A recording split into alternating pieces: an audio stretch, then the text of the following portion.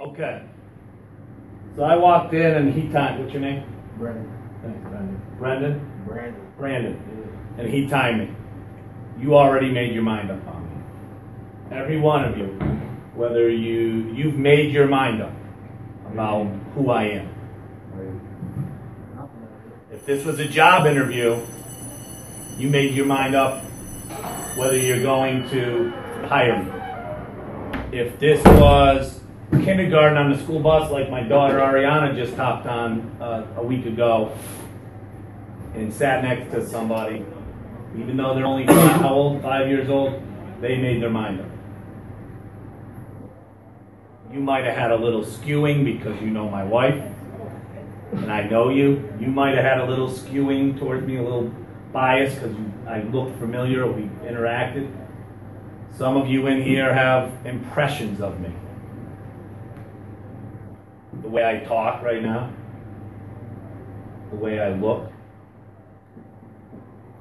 You've developed an opinion, correct? Yeah. Whether you recognize it or not. You were what's your name? Richard. Richard was developing an opinion in the back of his mind, like, all right, I thought we were supposed to, what's this guy doing? Correct? And when you do this, we all do this. Everybody in this room does this with no matter who they meet. Sometimes consciously, you scan it. Sometimes subconsciously, you put it in the back of your mind. And then you hear that word gut. You don't have to raise hands. Who's heard like, go with your gut. Go with what your instincts tell you. Go with what? Intuition. All right. So, who am I? My name's Eddie Quick. Fun name. All right. And I've had quite. I've heard them all.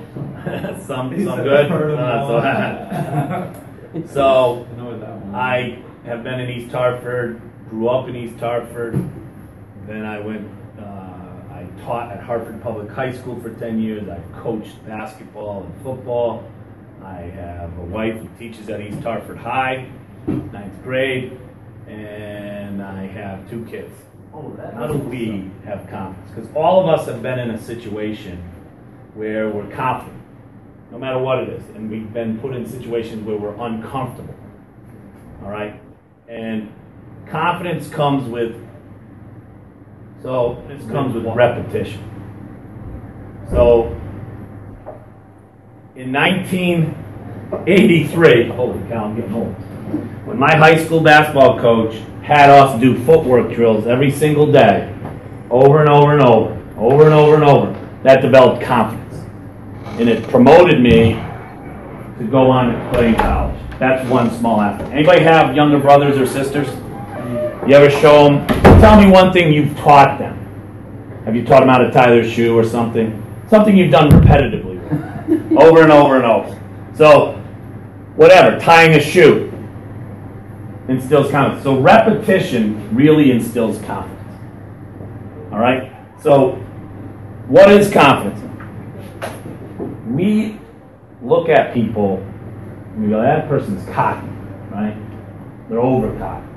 They're too confident. And you look at other people who say they're not enough confident. They have low self-esteem, or they got issues. Okay? So there's nobody without issues, and there's nobody that hasn't been in a situation with high-level confidence with what they're comfortable with, and low-level confidence with what they're not. So how many of you have really wanted something, worked really hard towards it, and at the end realized that that's why you got it? Anybody? Hopefully everybody's hand will go up. Yeah, right? It's when you take a shortcut. So I've come to grips with I'm a very average person. I really am. I mean, I used to be a little better in shape, Dr. Allen. You know, age gets you. But I know this. If I don't live by this, nothing's coming my way. So if I just pop in here and try to help, you know, in my role in education and just kind of do it and go through the motions, I'm not going to be successful. You know? And quite frankly, you mentioned about like money and people that make money. A lot of successful people press on above and beyond what other people do. So that's the quote I'll send you. I was really excited to come over today. Okay? I'm really excited to be here. And I leave here even more motivated today because every day I really do believe when I drive home or I drive to Trinity College to coach basketball, that I am blessed and I'm lucky. But the only reason why is other people help. So one thing missing in all of yours is you need other people to help you. You really do. Whether it's parents, teachers, motivation. The only thing I didn't ask that I asked another class, how many of you are motivated by criticism? Are they motivated when they say, you can't do that? As you get older, you start to get motivated by other people's lying about you or saying, you can't do that. Rich's point is dead on. Spot on, as Dr. Outhouse would say. It's spot on. And here's why. Because a lot of people will pat you on the back when you're chasing the dollar and things are going well. And then the knife comes right here and it goes in the back when you don't meet their needs. Correct? You follow what I'm saying. And you see that all the time in entertainment and all the millionaires and athletes that lose money and entertainers because a lot of people do this, and it doesn't go so well, and out comes the knife, and that's called false praise, or liars, or whatever millions. And that's the danger zone. So that's why you need to have your own mission statement. You need to have your own confidence in who you are. You need to develop your own style. Your personality is set. Sorry, if you're a quiet, reserved person, you'll maybe get better. That's who you are. If you're a person that attitude fluctuates here and there, and that's who you are, right? So I didn't get to introduce Mr. Quick because he wanted to kind of come and jump right into the activity. But as you can see, the topic, confidence, this was a perfect one for Mr. Quick. In addition to you guys seeing he's a great teacher, is responsible for social studies teachers across this district. And so works with them, helps them to get better, works with them through the curriculum.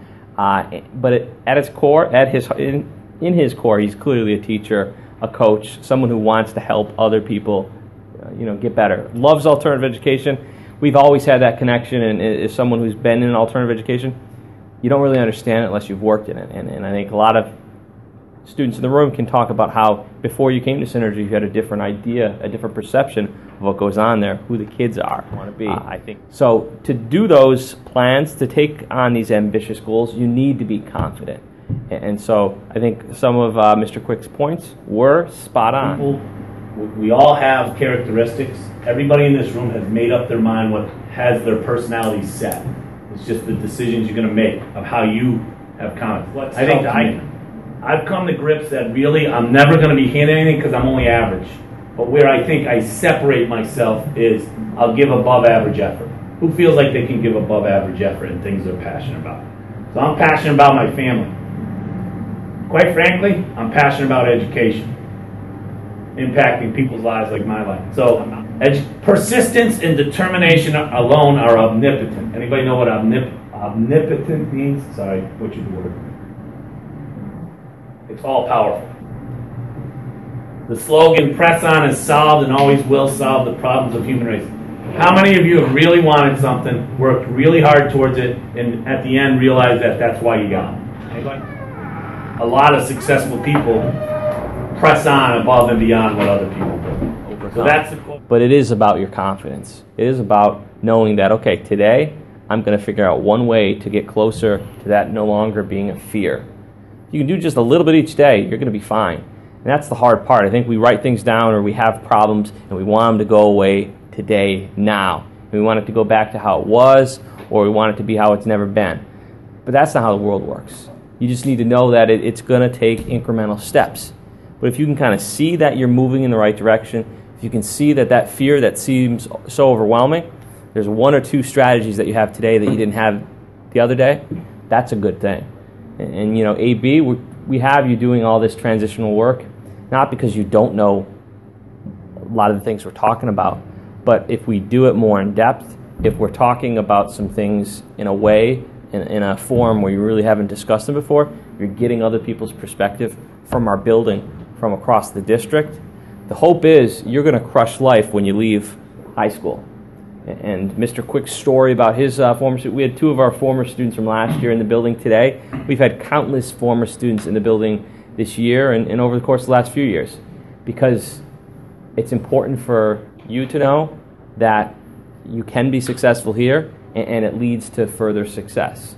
And there are days where you probably don't feel like it matters. You messed up at the high school, you're 3 years into high school and you're 2 years behind. All that doesn't matter if you choose the right ending to the story. And so that fear, you flip the card over, because that's really what is going to define you, your mission statement, what you want to do. If you have that effort, you have that mindset, you can overcome that fear, any fear, and be the success story that you want to be.